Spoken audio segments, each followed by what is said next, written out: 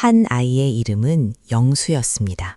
길영, 목숨수, 영원히 살라는 뜻이었죠. 하지만 그 이름은 너무나도 슬픈 역설이 되고 말았습니다. 자, 지금부터 들려줄 이야기는 왕의 딸로 태어났지만 왕녀로 불리지 못한 한 여인의 이야기입니다. 역사책의 귀퉁이에 겨우 몇 줄 남겨진, 그러나 그 어떤 거창한 기록보다도 더 가슴 시린 삶을 살다 간 사람의 이야기죠. 상상해 보세요. 가장 높은 곳에서 태어나 가장 낮은 곳으로, 그리고 그보다 더 깊은 침묵 속으로 사라져 버린 삶을요. 칼날이 목을 겨누는 순간에도 웃었다는 영웅들의 이야기가 아닙니다. 그저 살고 싶어서, 단지 숨을 쉬고 싶어서 세상의 모진 바람을 온몸으로 맞아야 했던 아주 작고 여린 생명의 이야기입니다. 왜 그녀는 역사에서 지워져야 했을까요? 왜 세상은 그녀에게 그토록 가혹했을까요? 지금부터 시계바늘을 거꾸로 돌려 500년 전 그 차가웠던 겨울의 궁궐로 여러분을 안내하겠습니다. 준비되셨나요? 자, 눈을 감고 그 시대의 공기를 느껴보세요. 코끝이 시릴 정도로 차가운 바람, 그리고 그 바람에 실려오는 비릿한 피냄새와 화려한 분냄새가 뒤섞인 기묘한 1502년의 조선으로 가봅니다. 궁궐의 밤은 낮보다 화려했습니다. 연산군 시대 권력의 정점에는 장록수라는 여인이 있었죠. 그녀의 치마폭에서 조선이 흔들린다는 말이 돌 정도였으니까요. 그 화려한 장막 뒤편에서 아주 작은 아이가 태어났습니다. 바로 영수였습니다. 아기 울음소리가 침전을 채웠을 때 사람들의 표정은 묘하게 엇갈렸습니다. 왕은 기뻐했죠. 자신의 총애를 한몸에 받는 여인이 낳은 딸이었으니까요. 하지만 궁녀들과 내시들은 서로 눈치를 보며 수근거렸습니다. 저 아이의 운명이 어찌 될까? 첩의 딸, 그것도 나라를 뒤흔드는 후궁의 딸이라니.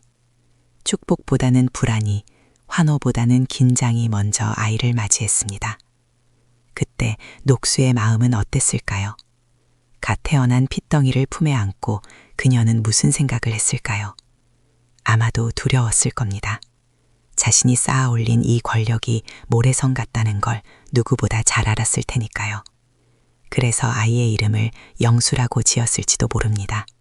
부귀영화는 바라지도 않으니 제발 이 목숨만은 길게 이어지기를, 끈질기게 살아남기를 바라는 어미의 간절한 주문 같은 이름이었죠. 하지만 하늘은 무심하게도 아이에게 건강을 허락하지 않았습니다. 영수는 태어날 때부터 약했습니다. 유난히 살결이 희고 투명해서 마치 금방이라도 부서질 것 같은 유리인형 같았다고 합니다. 겨울바람이 문풍지를 거세게 흔들던 어느 밤이었습니다. 영수의 작은 몸에 붉은 반점이 피어오르기 시작했습니다. 열이 펄펄 끓어올랐죠. 당시 조선을 공포에 떨게 했던 염질, 즉 전염병이었습니다. 상상해 보세요. 화려한 비단 이불 속에서 식은땀을 흘리며 가쁜 숨을 몰아쉬는 어린아이를요. 끙끙 앓는 소리가 끊이지 않았고 녹수는 아이의 손을 잡고 밤새 울었습니다. 왕의 권력으로도 산더미 같은 재물로도 병마 앞에서는 아무런 소용이 없었습니다. 이때 실록은 아주 건조하게 기록합니다. 의원이 치료하였고 은대를 내렸다. 하지만 그 행간을 읽어야 합니다. 왕이 직접 의원을 보내고 귀한 물건을 하사했다는 건 그만큼 상황이 절박했다는 뜻입니다. 천하의 폭군이라 불리던 연산군이었지만 죽어가는 딸 앞에서는 그저 안절부절 못하는 평범한 아버지였을 뿐입니다. 다행히 영수는 고비를 넘겼습니다. 하지만 그 뒤로도 병치레는 끈질기게 이어졌습니다. 천연도가 돌면 천연도에 걸리고 역병이 돌면 또 역병에 걸렸죠. 아이의 몸에는 흉터가 남았고 얼굴에는 핏기가 없었습니다. 또래 아이들이 흙장난을 하며 뛰어놀 때 영수는 쓴 약을 삼키며 방 안에서 창밖을 내다봐야 했습니다. 나는 왜 이렇게 아플까? 왜 밖으로 나갈 수 없을까? 어린 영수는 묻고 싶었을 겁니다. 하지만 대답해 줄 수 있는 사람은 없었죠. 그저 쓴 약사발을 비우고 다시 자리에 눕는 것이 아이의 일상이었습니다. 그런데 아이러니하게도 이 병약함이 훗날 그녀의 목숨을 구하는 동아줄이 됩니다. 세상 일이란 참 알 수가 없지요. 가장 큰 불행이라 생각했던 것이 가장 큰 행운이 되어 돌아오기도 하니까요. 시간은 흘러 1506년이 되었습니다. 영수가 5살이 되던 해 운명의 그날이 밝았습니다. 아니, 영수에게는 세상이 무너져 내린 밤이었죠. 중종반정이 일어난 겁니다. 그날 밤의 공기는 평소와 달랐을 겁니다. 멀리서 들려오는 함성, 다급하게 뛰어다니는 발소리, 곳곳에서 피어오르는 불길. 5살 아이가 감당하기엔 너무나 거대한 공포가 궁궐을 덮쳤습니다. 어서 피하셔야 합니다. 누군가 외쳤지만 피할 곳은 없었습니다. 반정군은 물밀듯이 밀려왔고 왕은 끌려나갔습니다. 그리고 영수의 어머니 장녹수도 결박당했습니다. 그 순간을 머릿속에 그려보세요. 횃불이 어지럽게 춤을 추고 병사들의 고함이 귀를 찌르는 아수라장 속에서 5살 영수는 어머니의 치맛자락을 놓쳤을 겁니다. 녹수가 끌려가며 뒤를 돌아보았을까요? 아이의 이름을 불렀을까요? 우리는 알 수 없습니다. 다만 확실한 건 그 밤이 영수가 어머니를 본 마지막 순간이었다는 겁니다. 다음 날 아침 세상은 완전히 바뀌어 있었습니다. 아버지는 폐위되어 강화도로 유배를 떠났고 어머니는 시장 한복판에서 참수당했습니다. 백성들은 녹수의 시신에 돌을 던지며 욕을 퍼부었죠. 그렇다면 남겨진 딸 영수는 어떻게 되었을까요? 반정 세력 사이에서도 격렬한 논쟁이 벌어졌습니다. 씨를 말려야 한다는 과격파와 어린아이까지 죽이는 건 너무하다는 온건파가 맞섰습니다. 살벌한 회의가 오갔을 겁니다. 폐주의 자식입니다. 살려두면 훗날 화근이 될 것입니다. 겨우 5살입니다. 게다가 여자아이고 몸도 성취하는 병자 아닙니까? 저런 아이가 무슨 위협이 된다고 죽입니까? 결국 영수는 살아남았습니다. 여자아이라는 이유로, 그리고 언제 죽을지 모를 만큼 병약하다는 이유로 말이죠. 사람들은 생각했을 겁니다. 어차피 오래 못 살 아이야. 굳이 우리 손에 피를 묻힐 필요가 없어. 그녀의 약함이 그녀를 살린 겁니다. 하지만 살아남았다고 해서 고통이 끝난 건 아니었습니다. 진짜 지옥은 그때부터 시작되었으니까요. 하루아침에 왕녀에서 죄인의 딸이 된 영수. 그녀는 궁궐 밖으로 쫓겨나지도 그렇다고 온전히 궁궐 안에 머물지도 못하는 애매한 처지가 되었습니다. 아무도 그녀를 돌보려 하지 않았습니다. 어제까지 머리를 조아리던 궁녀들은 차가운 눈빛으로 그녀를 외면했습니다. 밥은 식어서 딱딱하게 굳어 있었고 방은 냉골이었습니다. 5살 아이가 겪기에는 너무나 가혹한 냉대였죠. 밤마다 엄마를 찾으며 울었지만 돌아오는 건 칠흑 같은 어둠과 무거운 침묵뿐이었습니다. 어머니, 어디 갔어? 아버지, 언제 와? 허공에 흩어지는 물음들. 영수는 본능적으로 깨달았을 겁니다. 이제 나를 지켜줄 사람은 아무도 없다는 것을, 살아남으려면 숨죽여야 한다는 것을요. 그렇게 영수는 투명인간이 되어갔습니다. 세월이 흘러 영수는 소녀가 되었습니다. 조정에서는 여전히 그녀를 어떻게 처리할지 골머리를 앓았습니다. 완전히 버리자니 전 왕의 핏줄이라 침침하고 챙겨주자니 명분이 서지 않았죠. 그래서 내린 결정은 최소한의 생계 지원이었습니다. 집과 노비 그리고 밭을 조금 하사했습니다. 겉으로 보기엔 왕실의 은덕 같았지만 실상은 이거 먹고 조용히 살아라, 눈에 띄지 말고 라는 경고나 다름없었습니다. 영수는 그 집에서 조용히 늙어갈 운명이었습니다. 누구와도 어울리지 않고 결혼도 하지 않고 그렇게 역사 속에서 서서히 잊히는 것, 그것이 반정공신들이 영수에게 바란 유일한 역할이었습니다. 하지만 여러분, 사람의 마음이란 게 어디 뜻대로 되던가요?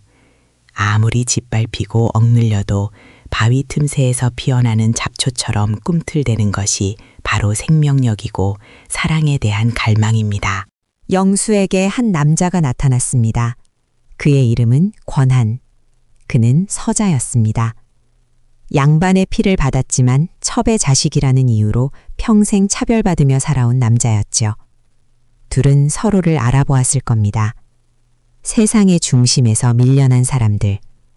화려한 족보를 가졌지만 그 족보 때문에 오히려 고통받아야 했던 사람들. 영수는 폐주의 딸이라는 낙인 속에 갇혀 있었고 권한은 서자라는 굴레에 묶여 있었으니까요. 그들이 어떻게 만났는지는 기록에 없습니다. 하지만 상상해 볼 수 있습니다. 우연히 스치듯 만난 자리에서 서로의 눈빛에 서린 깊은 외로움을 읽어내지 않았을까요? 당신도 나처럼 세상에 없는 사람 취급을 받는군요. 말하지 않아도 통하는 그 서글픈 공감이 두 사람을 끌어당겼을 겁니다. 그리고 그들은 엄청난 일을 저지릅니다. 바로 혼인입니다. 지금 우리 생각으로는 사랑하는 남녀가 결혼하는 게 뭐 어때서 라고 하겠지만 당시 조선사회에서 이것은 목숨을 건 도박이었습니다. 왕실의 법도는 엄격했습니다. 비록 폐주의 딸이라 해도 왕의 피가 흐르는 여인은 함부로 결혼할 수 없었습니다. 게다가 상대가 서자라니요. 신분 질서를 목숨보다 중히 여기던 사대부들에게 이것은 있을 수 없는 스캔들이었습니다. 하지만 영수는 강행했습니다. 평생 처음으로 자신이 원하는 것을 선택한 겁니다. 조정이 던져주는 밥이나 먹으며 죽은 듯이 사는 삶을 거부하고 비록 가시밭길이라도 내 사람과 함께 걷겠다고 결심한 거죠. 나는 왕녀도 아니고 죄인도 아니야. 나는 그냥 나야. 나도 행복해질 권리가 있어. 그녀의 마음속에서 이런 외침이 터져나오지 않았을까요? 밤새 고민하고 또 고민했을 겁니다. 이 선택이 가져올 파장을 몰랐을 리였습니다. 하지만 차가운 방에서 홀로 늙어 죽느니 단 하루라도 따뜻한 온기를 느끼고 싶었을 겁니다. 둘은 몰래 혼례를 올렸습니다. 화려한 예식도 축복해주는 하객도 없었겠죠. 물 한 그릇 떠놓고 서로 맞절을 하며 부부의 연을 맺었을 그 초라한 방을 떠올려 보세요. 하지만 두 사람의 눈빛만은 그 어느 때보다 빛났을 겁니다. 그러나 세상은 그들의 작은 행복조차 허락하지 않았습니다. 소문은 발이 달린 듯 퍼져나갔고 조정은 발칵 뒤집혔습니다. 사헌부 관리들이 눈에 불을 켜고 달려들었습니다. 실록에는 당시의 분위기가 이렇게 기록되어 있습니다. 권한은 서자로서 분수를 모르고 장록수의 딸에게 은밀히 장가들었으니 지극히 놀라운 일이다. 놀랍다니요. 그들 눈에는 이 사랑이 그저 경거망동이고 폐륜으로 보였던 겁니다. 비난의 화살이 쏟아졌습니다. 감히 서자 주제에 왕녀를 탐하다니, 폐주의 딸이 근신하지 않고 사내와 놀아나다니. 조정은 가차없었습니다. 권한은 즉시 끌려가 형벌을 받았습니다. 곤장을 맞고 옥에 갇혔지요. 영수는 다시 한번 죄인이 되었습니다. 이번에는 아버지의 죄가 아니라 자신의 의지로 선택한 사랑이 죄가 된 것입니다. 영수는 그때 어떤 표정을 지었을까요? 억울해서 울었을까요? 아니면 예상했다는 듯 담담했을까요? 어쩌면 그녀는 곤장을 맞는 남편을 보며 이렇게 생각했을지도 모릅니다. 그래도 후회하지 않아. 내 평생 처음으로 내가 선택한 사랑이니까. 이 사건 이후 영수의 이름은 역사에서 완전히 사라집니다. 정말 감쪽같이 지워졌습니다. 그녀가 언제 죽었는지, 자식은 낳았는지, 무덤은 어디에 있는지 아무런 기록도 남아있지 않습니다. 마치 누군가 지우개로 빡빡 문질러 지워버린 것처럼 말이죠. 조정은 그녀를 없는 존재로 만들기로 작정한 듯합니다. 왕실의 수치, 꺼내고 싶지 않은 기억, 실패한 역사의 잔재. 그렇게 영수는 철저하게 잊혔습니다. 하지만 500년이 지난 지금 우리는 그녀의 삶을 통해 무엇을 보고 있나요? 단순히 비운의 왕녀 이야기? 아니요, 이것은 경계에 선 사람의 이야기입니다. 이것도 저것도 아닌 어디에도 속하지 못한 채 평생을 이방인으로 살아야 했던 고독한 영혼의 이야기입니다. 그리고 동시에 끈질긴 생명력에 대한 이야기이기도 합니다. 태어나자마자 죽음의 문턱을 넘나들고 5살의 부모를 잃고 평생을 감시와 냉대 속에서 살았지만 그녀는 끝까지 포기하지 않았습니다. 그리고 마지막 순간 금기를 떼면서까지 사랑을 선택하며 자신의 존재를 증명하려 했습니다. 지금 우리의 삶을 돌아볼까요? 우리 역시 때로는 영수처럼 느껴질 때가 있지 않나요? 세상이 정해놓은 기준에 맞지 않아서, 남들과 조금 달라서, 혹은 내가 선택하지 않은 환경 때문에 소외감을 느낄 때가 있습니다. 너는 왜 그래? 보통 사람들처럼 살면 안 돼? 이런 시선들이 우리를 움츠러들게 하죠. 마치 영수가 궁궐의 구석방에 갇혀 있었던 것처럼 우리도 보이지 않는 감옥에 갇혀 있을 때가 있습니다. 하지만 기억하세요. 영수가 그 엄혹한 시대에도 기어이 자신의 사랑을 찾아냈듯이 우리에게도 선택할 힘이 있습니다. 비록 그 선택이 세상의 박수를 받지 못한다 해도 내가 나로서 존재하기 위해 내디딘 한 걸음은 그 자체로 위대합니다. 영수의 무덤은 찾을 수 없습니다. 비석 하나 남아있지 않죠. 하지만 오늘 우리가 그녀의 이야기를 나누며 가슴 한구석이 이릿해졌다면 그녀는 우리 마음속에 다시 살아난 것입니다. 역사는 승자의 기록이라고 합니다. 그래서 왕과 장군들의 이름은 대문짝만하게 남지만 영수 같은 패배자의 자식들은 먼지처럼 사라지죠. 하지만 진짜 역사는 그 행간에 숨어 있습니다. 지워진 이름들, 기록되지 못한 울음소리들, 그 수많은 영수들이 모여 진짜 사람 사는 세상을 만들었을 테니까요. 이제 이야기를 마칠 시간입니다. 혹시 오늘 밤 찬바람이 창문을 두드린다면 한 번쯤 생각해 주세요. 500년 전 그 차가운 방에서 홀로 떨면서도 끝내 살아내려 했던, 그리고 마지막 순간까지 사랑하고 싶었던 한 여인의 이름을요. 영수, 영원히 살라는 그 이름처럼 그녀의 이야기는 이제 여러분의 기억 속에서 영원히 이어질 것입니다. 그녀의 선택이, 그녀의 아픔이, 그리고 그녀의 용기가 지금 이 시대를 살아가는 당신에게 작은 위로가 되기를 바랍니다. 당신이 겪고 있는 그 외로움이 당신 혼자만의 것이 아니라는 사실을 기억해 주세요. 우리는 모두 역사의 거대한 수레바퀴 아래서 각자의 방식으로 치열하게 살아남고 있는 영수들이니까요. 자, 이제 500년 전의 문을 닫고 다시 현재로 돌아올 시간입니다. 긴 여행이었지요? 하지만 이 여행이 단순히 옛날 이야기를 듣는 것으로 끝나지 않았으면 좋겠습니다. 여러분의 삶 어딘가에 작은 울림으로 남기를 바랍니다. 오늘 하루도 치열하게 살아낸 당신 정말 고생 많았습니다.